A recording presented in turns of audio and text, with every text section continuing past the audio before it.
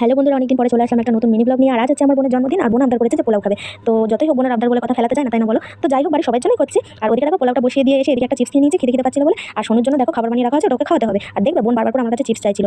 তো যাই হোক, সোনুকে কিন্তু আমি খাওয়াতে পারলাম না। জেঠুর কাছে আমি দিয়ে আসলাম, জেঠু শর্ট ভিডিও দেখে খাইয়ে দিচ্ছে। আর এদিকে দেখো মা মাংসটা রান্না করে নিচ্ছে। আর পায়েসটা সবার প্রথমেই হয়ে গিয়েছিল, কিন্তু তোমাদেরকে দেখানো হয়নি, তাই দেখিয়ে দিলাম।